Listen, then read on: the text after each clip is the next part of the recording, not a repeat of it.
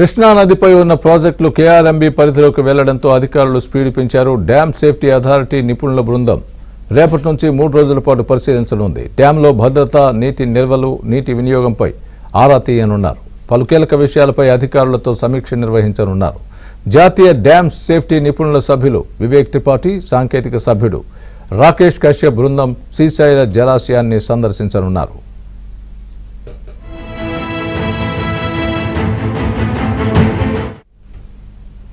ఇదే అంశానికి సంబంధించి పూర్తి అప్డేట్ మా ప్రతినిధి సుంకన్న చెబుతారు.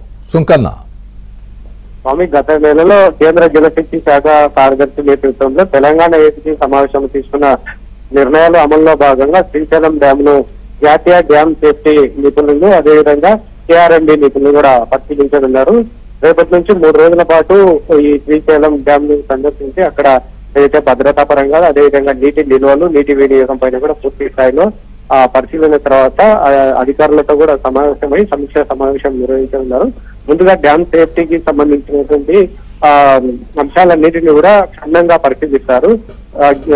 గేట్లు, అదేవిధంగా రోప్వే, తర్వాత కింద డ్యామ్ ముందు భాగంలో ఉన్నటువంటి ప్లంజ్ పూల్ ఏ మేరకు విస్తరించింది, అదేవిధంగా 2009లో ఆ డ్యామ్ కు భారీగా వరదలు వచ్చాయి. ఆ సమయంలో డ్యామ్ లెఫ్ట్ సైడ్, అదేవిధంగా రైట్ సైడ్ ఉన్నటువంటి కొండలను కూడా కొన్ని కరిగిపోయాయి.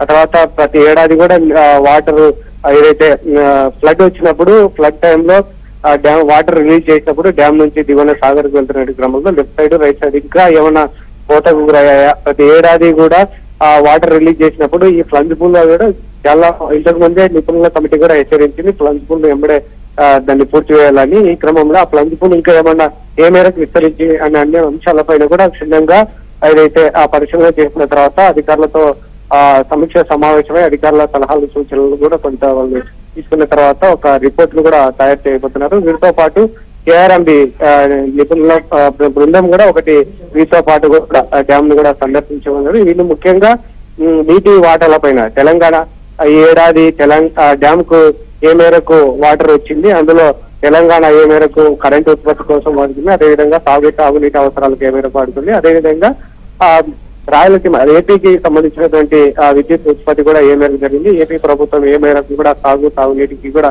నీళ్లు వినియోగించున్నారు, అదేవిధంగా దిగువనకు శ్రీశైలం నుంచి నాగార్జున సాగర్ కూడా ఎంత వాటర్ రిలీజ్ చేశారు, అదేవిధంగా శ్రీశైలం డ్యామ్ ఎగువన ఉన్నటువంటి ఏపీ తెలంగాణ రాష్ట్రంలో ఉన్నటువంటి ప్రాజెక్టులు ఏ మేరకు నీటి వాటాలు కేటాయింపులు జరిగాయి, ఏ మేరకు వాడుకున్నారు, 2 రాష్ట్రాల మధ్య జల వివాదాలు నడుస్తున్నటువంటి నేపథ్యంలో వీరి ప్రాధాన్యత కూడా చాలా ప్రాధాన్యత సంతరించుకుంది. రేపు నుంచి 3 రోజుల పాటు ఈ బృందాలు కూడా పరిశీలించనున్నారు. డ్యామ్ అంతా కూడా ఏదైతే క్షుణ్ణంగా పరిశీలించి సేఫ్టీ పరంగా నీటి వాటాల పైన కూడా ఒక రిపోర్ట్ అయితే తయారు చేయాలి.